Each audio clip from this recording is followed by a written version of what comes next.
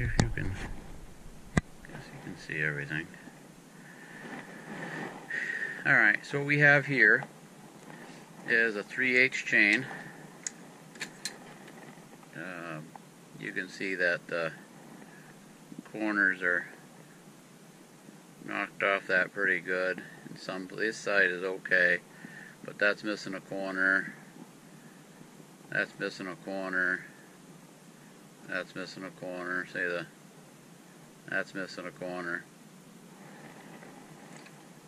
This is an Oregon, I believe it's a 511AX I got a couple years back, and I really like it.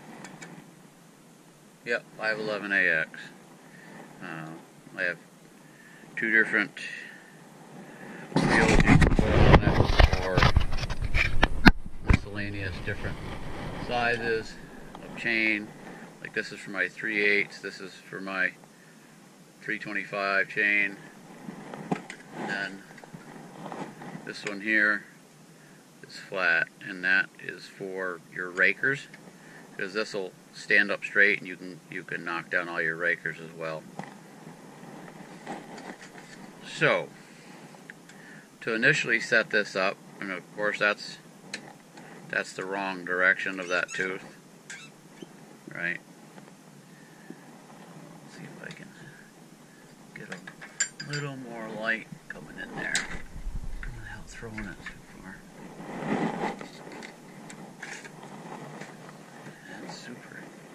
That's super de duper.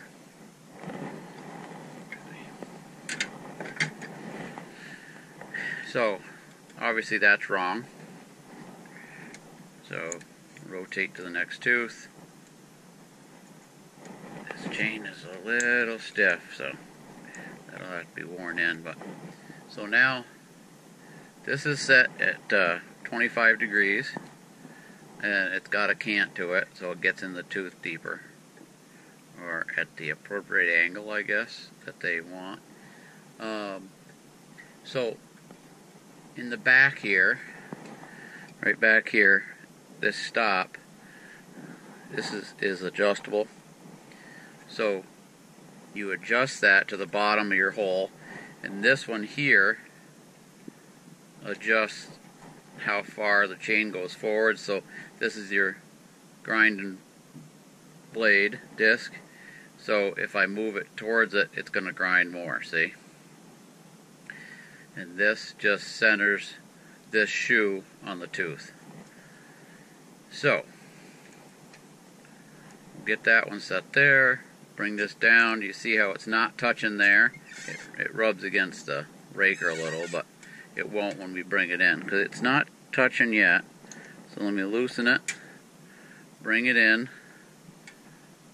Okay, now it's missing everything. It's missing the raker, and it's not quite touching into the bottom of that tooth. So what I'll do is we're going to turn it on, and then I'll adjust this back knob so that goes down and just touches into the bottom there. And then if I'm happy with the depth, which it seems pretty good, okay, now I'll bring this in a quarter turn and bump it.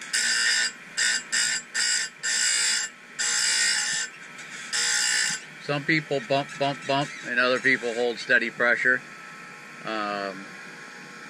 I think it all has to do with just keeping the tooth relatively cool.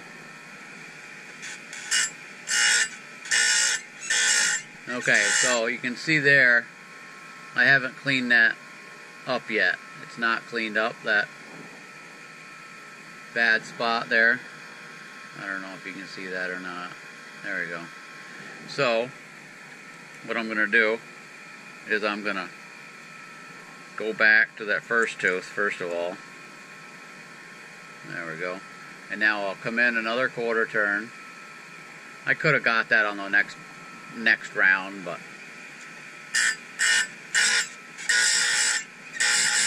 okay. And I'll go back to this one. And remember, that one's hot.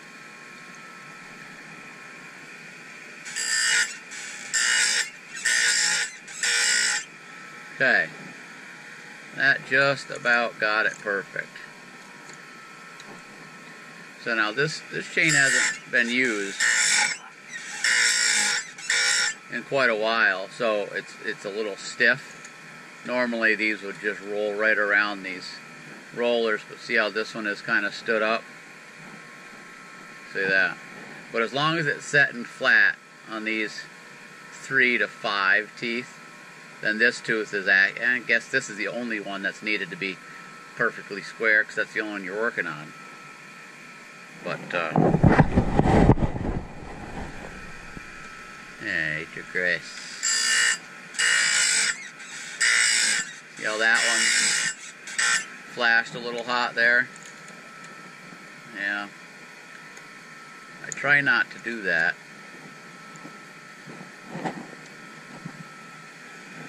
Probably. Now that was a little deeper in sounding. It could be because nobody's cut the, I don't know, some people, I don't know if it's called, I want to say the bottom of the tooth, the gullet, the kerf, one of the two. It could be that tooth, see this one's cut real deep here, I haven't touched it yet. That one probably wasn't. And this one doesn't look like it's cut very deep.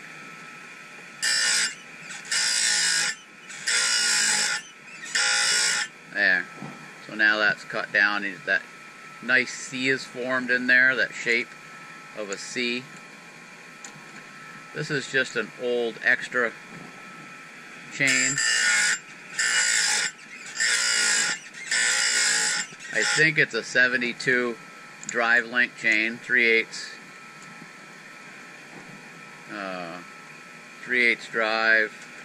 I think it's probably 50 thousandths.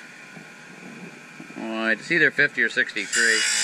Not positive. But before I put it on the bar, I would check. But this is just a bunch of extra chain I got. So, figured I'd run it through here and have a spare. You guys get to see it also. Now Donna will know, my wife. Everybody say hi to Donna. Hi. Now, when Donna watches this, she'll say, "That's what that stupid noise is I hear all the time."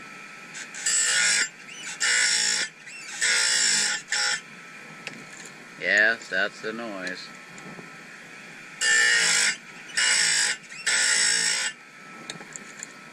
Okay, so this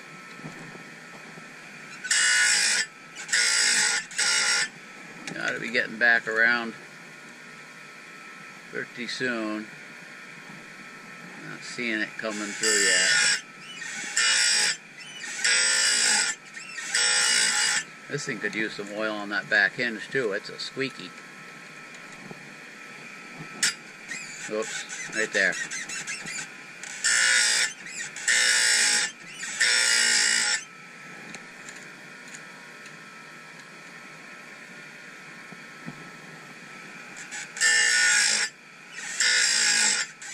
Anybody that's ever hand filed knows that it takes a bunch of time to do these anyway.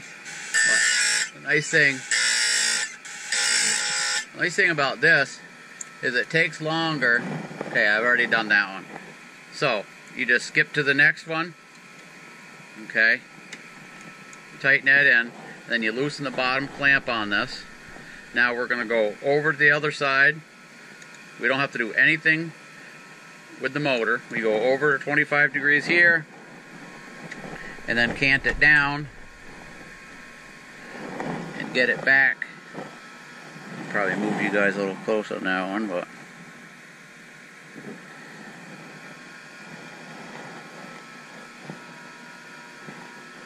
there we go. And there's 25 degrees there with the opposite cant.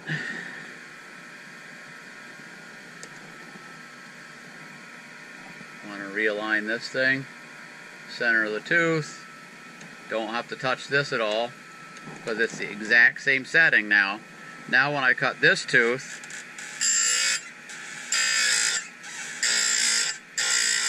okay, now that tooth is the exact same length as that one.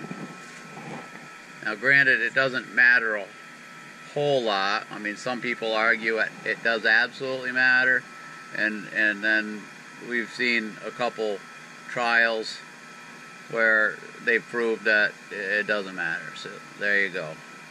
So that's the exact same grind angle, it's the exact same grind depth.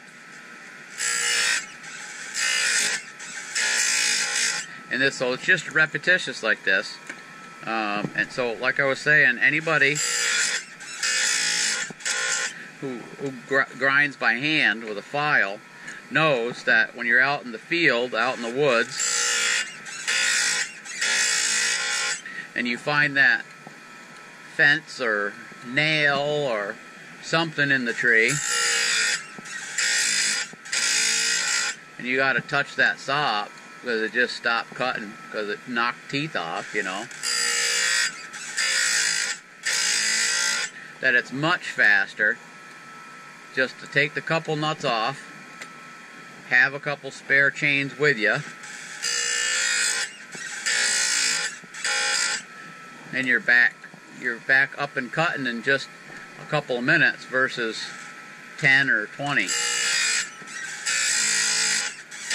Even somebody that's pretty fast sharpening by hand with a file, it's still going to be 5 or 10 minutes, and in that 5 or 10 minutes I'm already back cutting. You know, it probably only takes, what does it take, 2 minutes to change a chain?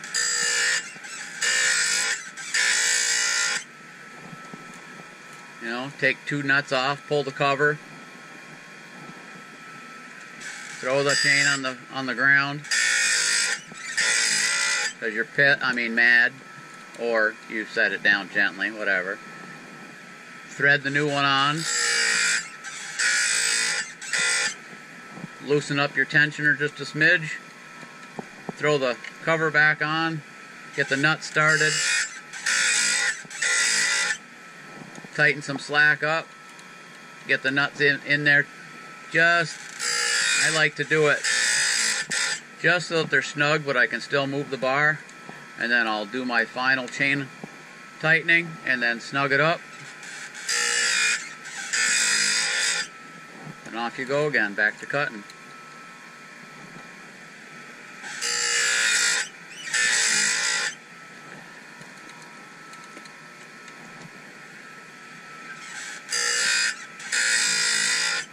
I'm not sure how long we've been at this yet without looking at the timer on this, but I'm sure, and I think that's it. I think I've been around now. Yeah. I'm sure that in that time, and I've been talking, you know, there's some people that could do that good a job with a hand file. I'm sure of it. But to get it identical, every tooth. Now, other than checking the rakers on that, knocking the rakers down, that's a Husqvarna chain. It says 80 on it. Probably went to the 455. I don't think I have that bar anymore, but just to sharpen that up and to have everything back to theoretically the factory grind. I said theoretically. Like I said, minus checking the rakers, you're ready to go. I mean, this thing is dry. Hear that squeak? But you let that soak in some diesel fuel overnight, or any kind of